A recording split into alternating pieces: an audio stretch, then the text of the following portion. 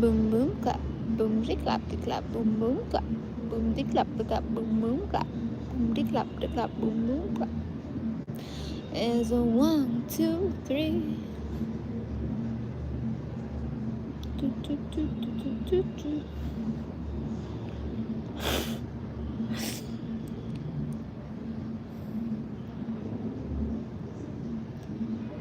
Is it gonna start to rain?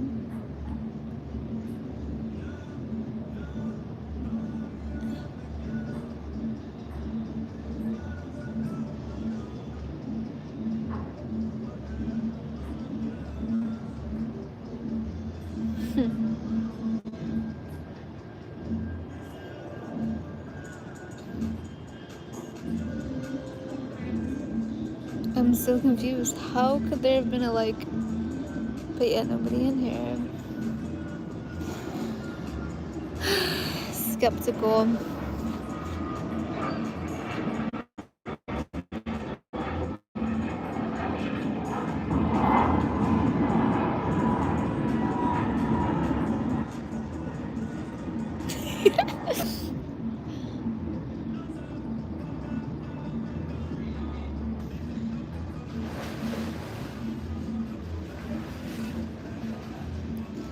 People just like jump into the cold plunge.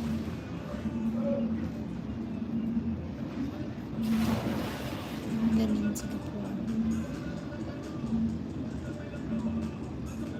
You gotta balance it out, right? Honestly, if we had a hot tub, I'd be going in the hot tub. But we don't even have a hot tub. Okay, I didn't know what you guys would pick. Why can't I do a poll? Ah! I wanted to do a poll. You guys only let me do a Q&A. Why? Should I do the what's a boring superpower?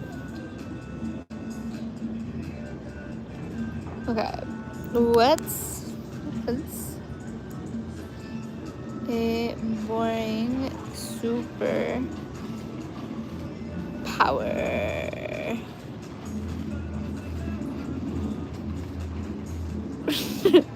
Wait, this is cute. I like that idea, YouTube.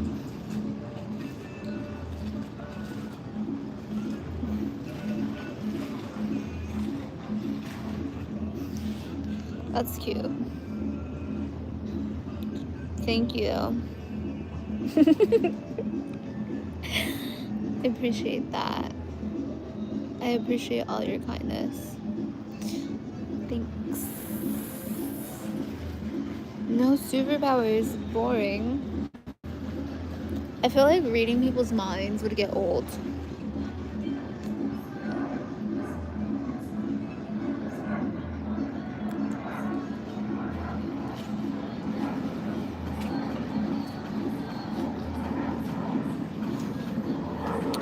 I'm like at the cusp of getting in the best shape of my life. And I'm eating like shit. And I know if I stopped eating like shit, then I'd get to my goal. So I think I'm gonna stop eating like shit. I think I'm gonna cut out sugar. Ooh. I'm gonna cut out sugar. And then I think I'm gonna do a fast actually. Where have I been? Here. What do you mean? Where have I been? So would be it. You guys were hurting my feelings. That's why I left. I had a lot of people. I had a lot of bullies actually. But it wasn't the bullying. I just felt overwhelmed. You know? And I wanted to focus on other aspects of my life. I felt like I was giving all my life to social media. And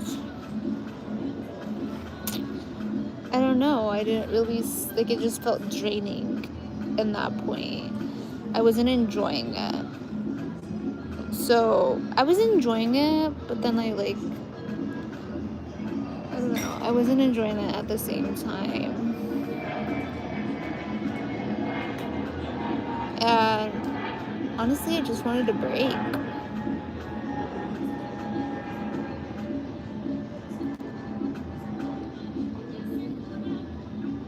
I wanted a break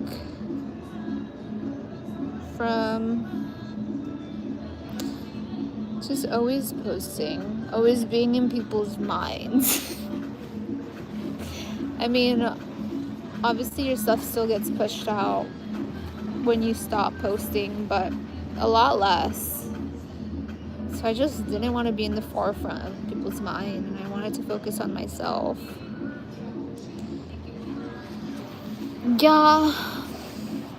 And that was another thing. I think that I had underwhelming amount of book sales support from my audience. And that was just disappointing because I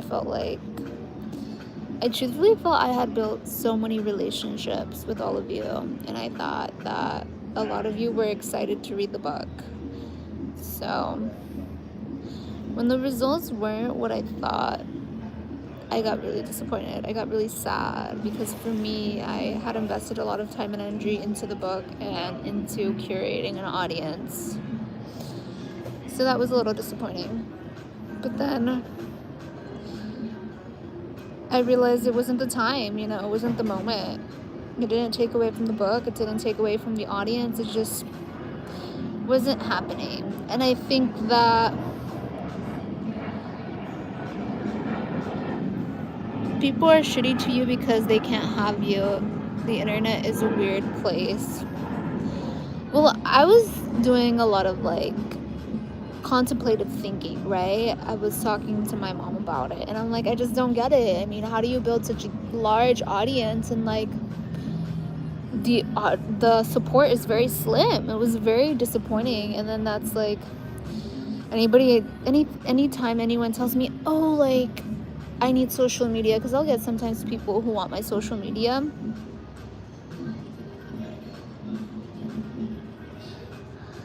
They'll be like, oh, are you on social media? And then I was like, oh, you're on that? And I'll always joke around about people I know, because at one point I was going live a lot, and I didn't want the people that I see on a daily basis, go to restaurants, knowing what I do. So I'd kind of push off the question, and then I'd get people, yeah, that's great for the livelihood of I want to sell this and that. And I thought, I had over 5,000 visits on my website within the span of 1 month. And I'm not going to share the amount of support that people bought the book, but it was very low, and it was very disappointing because it's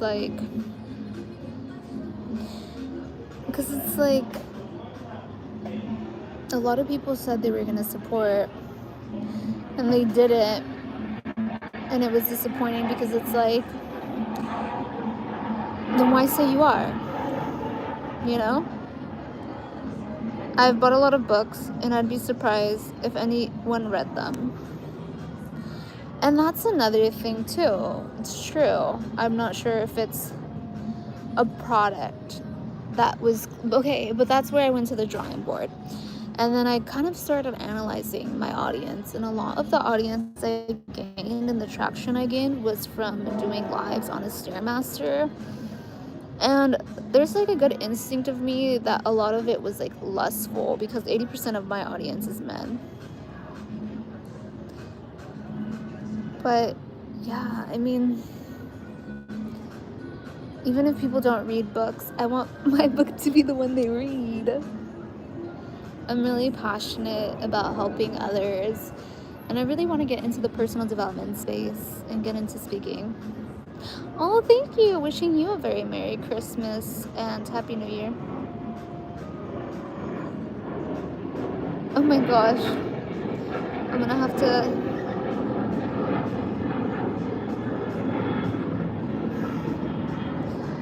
But I just went to the drawing board and I'm like, well, I have to create more of a similar narrative if I want to reach an audience that gravitates towards intellectual property. Then I have to start creating that type of content.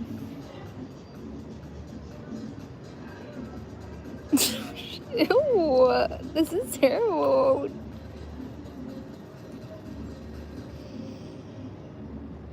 No, I do not have recurring dreams of being any animal.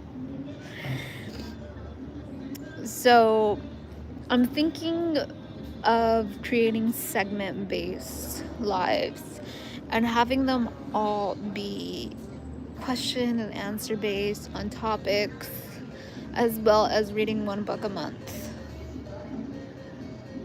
You'd be a cat. If I could be an animal.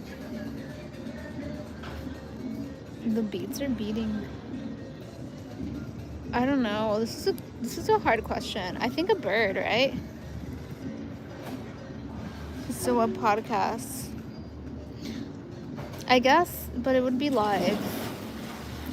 I don't have the time or the energy to get into cutting and like setting it up for perfection.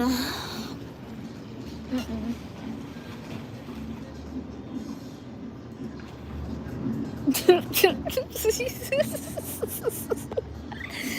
What? You're a Cheeto? That must be exhilarating, going so fast.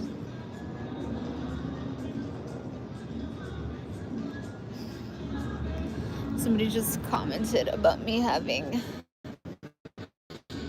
acne and scars, and it really gets me thinking, like, what does someone do to comment that? Like, what are they thinking in their brain? Like, people think they're perfect or what?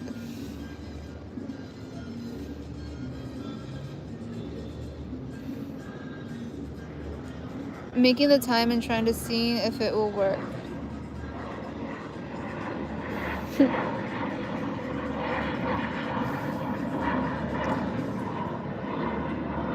Right?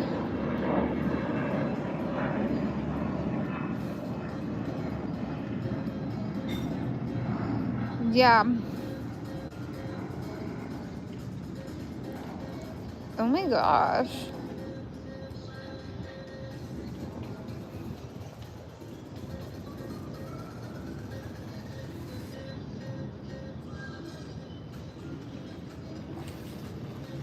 How is that possible? No, I'm a fake blonde. I can't look German.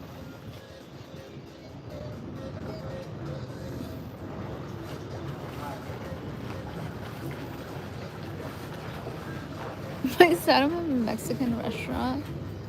No, I'm not at a Mexican restaurant.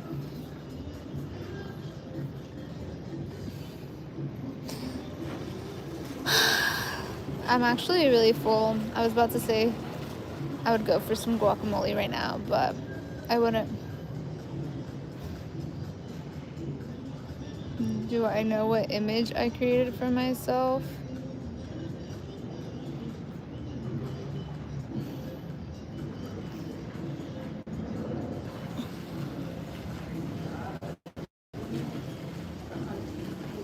I'm not wearing any socks right now. Oh.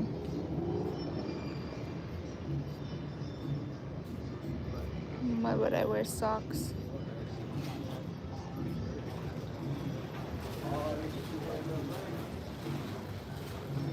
Bean's superpower is anything to do with swimming or water. Have a great new year. You too. I'm excited for this new year.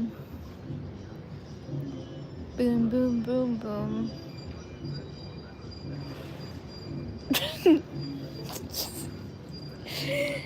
No socks and in a Mexican restaurant. You look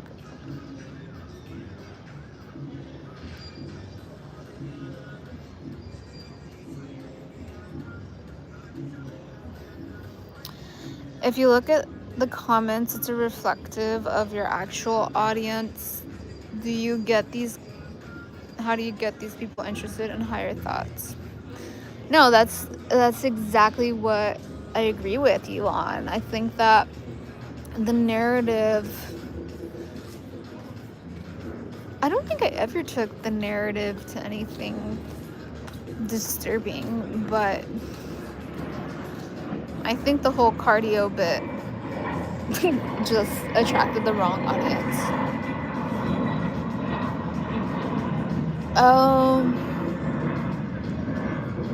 The first time we saw you, we thought you were a party girl that likes to have fun and do wild things. Dude, you're so right. And here I thought I was just living life. Honestly, Miami's just a party. Exactly, that's why I have to do segmented lives on pure intellectual topics. So what's my book about? It's about self-concept. So it's about becoming aware of how you perceive yourself and your reality, and eliminating programming such as self-sabotage, traumas from like heart wounds from family and friends adopted early in life. Also, a way or shape or form to disconnect yourself from seeking validation as your sense of self-worth. But it's all an analogy based on marriage, and it's called Date Money, Marry Abundance. So it's essentially to move past the superficial into what's true and real and authentic. It's a journey, a transformational journey. So like a guided book on healing, if there's a best way to depict it. And you would think it's about money, but it's about being true to yourself and vowing to show up as your best self every single day.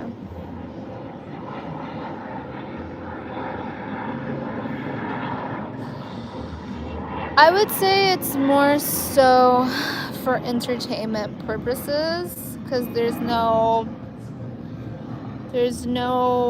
research-based information. It's more so, the perfect word for it, intuition-based. So it's intuitively guided is the best way to mention it. So for scientific purposes, I would say it's entertainment purposes only. Well, that's exactly what the book is about. It's about, instead of seeking money as your solution, seek abundance. And abundance is a holistic perspective of overflowing in health and just perceiving yourself as your best version so you can live it out. But there's a lot of garbage in so many people's head from old programming that it's difficult for some people to release if they're never made aware of it. Like,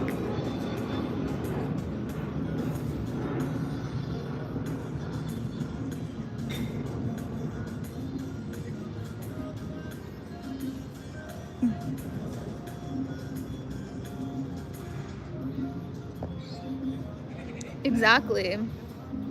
It's the abundance of life, your natural state, the version of yourself that receives from staying true to your mission and to your purpose. Because, let's be honest, nobody truthfully came here to make a dent in the world by working a 9 to 5.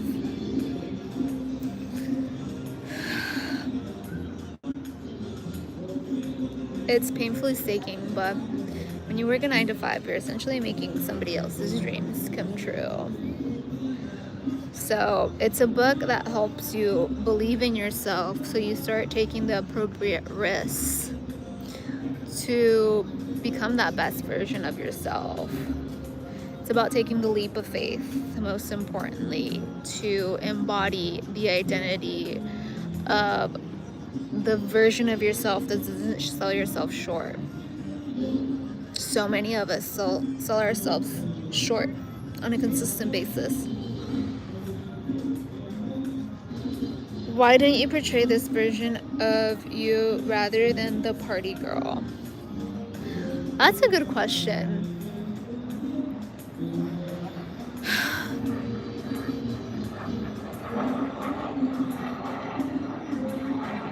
I think if I'm really trying to ask myself this question genuinely and answer it genuinely. And now reflecting on it, I'm surprised because I've always considered myself very just I don't give a fuck kind of person. But I think it was about the views. I think that I thought that if I talked about this, it wouldn't be as interesting, even though that's what I wanted to talk about, which that just contradicts itself on its own. So it was a little bit of lack of self-worth, if I'm being honest. Which is nothing wrong with that. For me to be able to acknowledge that, it shows you that I myself am not perfect and I'm growing and learning every day. And it reminds you to not be hard on yourself either, because we're always striving to be a better individual every single day. Why do people have aversion to risk and end up selling their dreams short? You have to live to learn. No one likes a party girl other than Chad or Tyrone. If you build it, people will come. Yeah, no, I'm thank you. I'm definitely learning that now. Oh, it's so sad. Yeah. I think I used partying. I wasn't even partying that much, was I?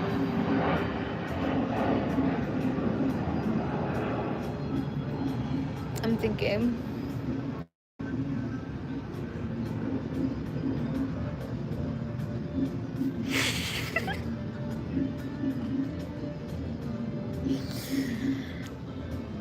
I was also going through a very difficult time.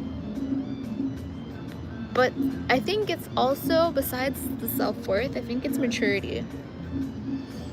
I realized that I want to settle down in life. And I eventually want to start a family, so you don't get very far with the party girl vibe, I agree. Ooh, bowling or go-karting racing? I feel like go-kart racing is so fun. Now back to square one.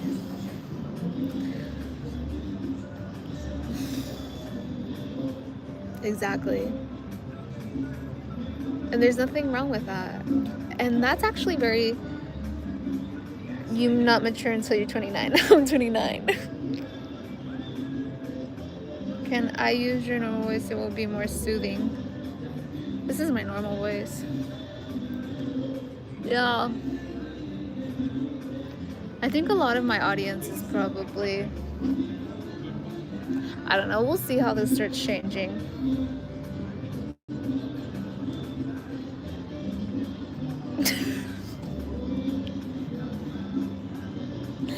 Oh my goodness. You're 44. I'm 29. You're 15 years older than me. There's so much music. Ooh, salsa. I haven't gone dancing. I'm trying to think. When's the last time I went dancing? Do I work? What's my trade? Sales. I love sales. So when I work, anything I do is sales related. But right now, I am investing in passive income. I'm working on creating channels of passive income. That's the goal. All the streams. That's like my biggest recommendation for financial abundance, because there's all kinds of abundance, but financial is creating several streams of income. So for example, just starting, and then even if it only gets you $100 a month, like for example YouTube, like say it only gives me $100 a month, if I continually feed it, you know, you grow the platform as a media base. That's one stream of income. And then you add like multiple layers. You get capital, you invest, you network. I'm a big believer in creating several streams of income, because let's say shit hits the fan and you have one stream of income implode, then you're still left with multiple. So I think for financial freedom, multiple streams of income. Top entrepreneur businesswomen are very clear about what they are saying. Yeah. You need TikTok, YouTube, and Instagram. You know, surprisingly enough, so I did a social media camp, a boot camp. I want to say not last year, 2020. Was it last year? No, it was 2023. I did it in June to March. And I started a new Instagram. And I think at that point, Reels were getting pushed. Right? And I was posting every day, 3 videos a day. And at one point, I think I got to daily views of like 8,000 for each video. But for some reason, the follower growth isn't, even if you get high views on Instagram, it doesn't follow through. And then I took breaks, like I think one time I did like 2-week break. That shot my views. It shot it to like 1,000. And then it shot my views like after another break. Like now I only get 100 to 200. It's weak. It's really weak. You've been eating all day. Maybe give your digestive system a rest. So I've never been able to really get a grip with Instagram. And then TikTok, I mean, the same. The only platform I feel like I've connected with the audience easily is YouTube. Why does it matter? I think social media does matter, because I think it allows you to voice your opinions, your thoughts, to speak your truth, to enlighten others. I mean, I think that everybody has a message in this world that will resonate to an audience and make an audience feel seen. My top 3 streams of revenue. I feel like I'm not at that point where I would want to share that, but once I do get to the point where I'm willing to share that, I will definitely share that. I don't see myself as a entrepreneurial advisor, I see myself more so of a thought leader or a mindset coach, someone that helps you shift your perspective on how you see yourself in this world for the better, so you can use your mind as your ally and take back your power from the external.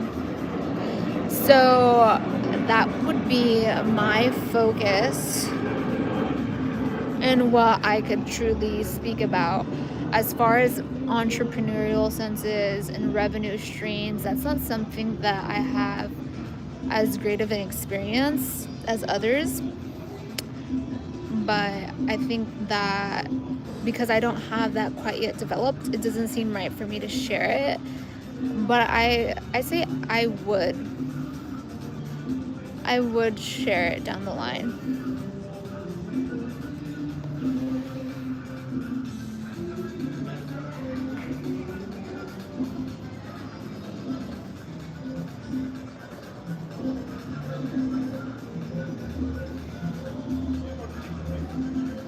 Top 3 things to create a mindset shift would be building awareness. I think in order to shift your mindset, you truly have to know what foundation you have laid out. So seeing where you're at would be number 1. Truly focusing on tools such as meditation or creative outlets that get you to really observe who you're being in the present moment and where your focus is. And from there, I would become intentional as far as scripting the direction you want to take your life. So just like they say with GPS, you can't get anywhere if you don't know where you're going. So definitely know where you want to get to, what's the shift you want to create in your life. And if you don't know, well, that's about figuring it out, figuring out your interests. So once you're able to figure out your interests and decide the version of yourself that you want to embody, then investigate what the lifestyle of that individual is. How does that person perceive themselves?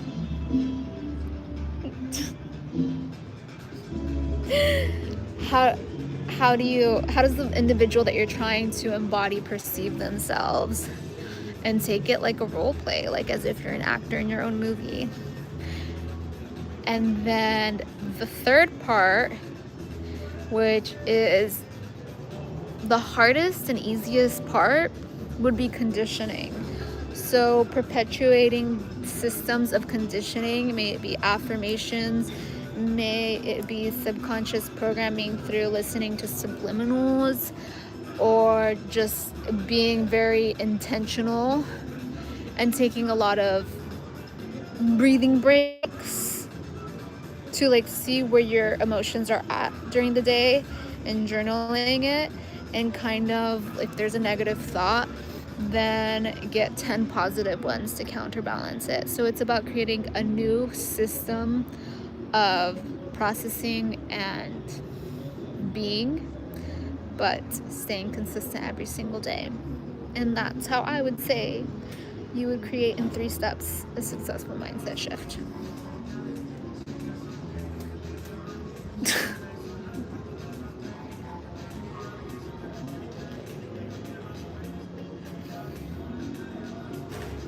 Hi, Remy. Sing a song. Sharing my wealth and helping others. Oh, I love that. I align with that too. Get married and have a life. That's in order. Oh. Oh my gosh, that's so cute.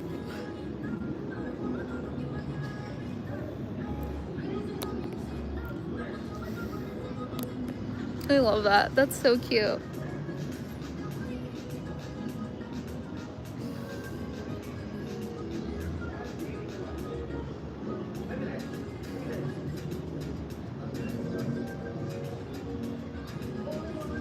I love it.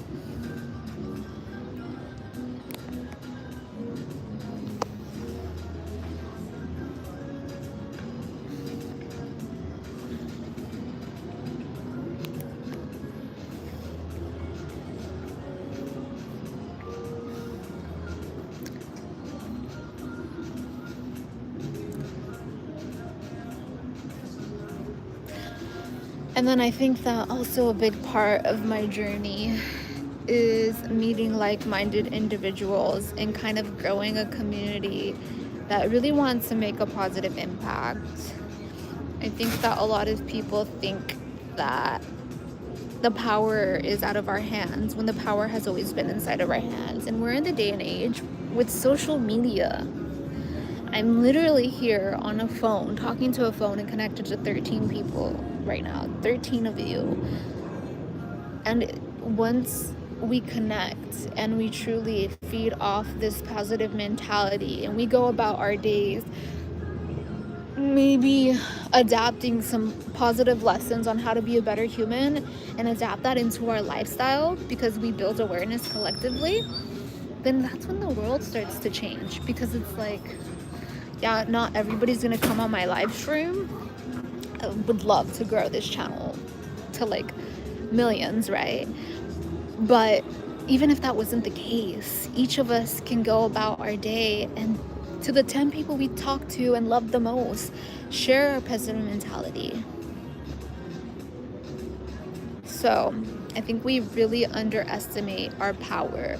But I think that when we come together and we develop a mission of creating a better world and constantly dedicate and show up to each other, that we build a positive world. And this is what all this channel is about. I mean, I would love to get other people on live streams and get people host, like, to bring them on.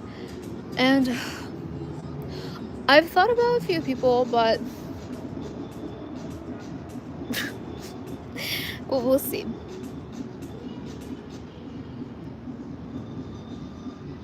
Oh my gosh.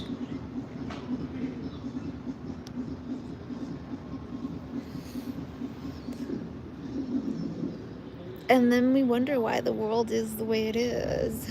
Why don't you just let people stay positive? Even to say that my perspective is outlandish, right? Like, oh, it's so out of touch. Let me be out of touch. Let us be out of touch. Let us live the harmony in the moment. Because if it can exist in the mind, it can exist everywhere else. So don't knock something until you try it. And I look at this channel like a mindset shift. I show up every day, I'm shifting mindsets, we're shifting mindsets together, boom, change. It's really that easy.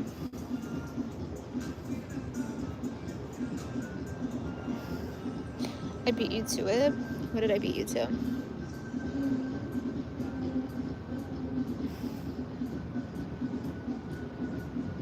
It's important not to fill people with lazy, time-wasting people who would crash the boat. Yeah, I mean,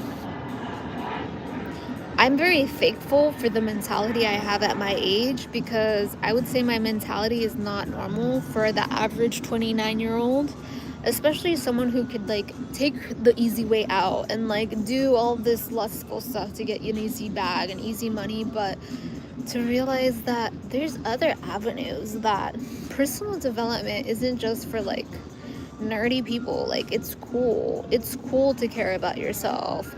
It's cool to heal your traumas so you're not like trauma dumping on people. A healed generation starts with us. It starts with us taking accountability.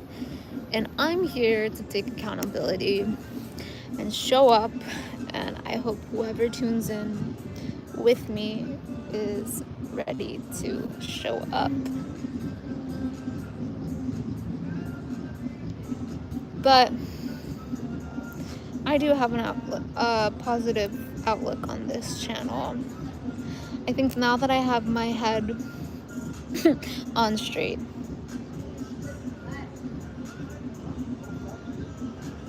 I really believe in this. I've always been a big dreamer, and like, but I truly feel like we have the power to change the world. If you think about it, they say in sales, and like I apply sales because sales is always, I think it's the best life skill you can learn, is how to how to sell, because sales is essentially a form of being able to connect with others to gravitate them towards beneficial decisions. I feel like it's like a guided networking, right? Whatever. But for sales, it's all a number. And we think that we need to instantly have 1,000,000 people in front of our eyes to change the world. But with the butterfly effect, and when a message really resonates, like when something someone says really clicks, there's something about that you can never go back to thinking the same way. And I'm not saying that I'm gonna be always the one bringing all this enlightenment. Sometimes you guys bring these comments where I'm like, wow, that was deep. And I'm so impressed, I think it was you, Polly, who said that my audience is reflective, or was it Chris Fisher? My audience is reflective of who I am. When I have those moments where even I am enlightened by my audience, it's very reaffirming, and it reminds me that I'm doing the right thing.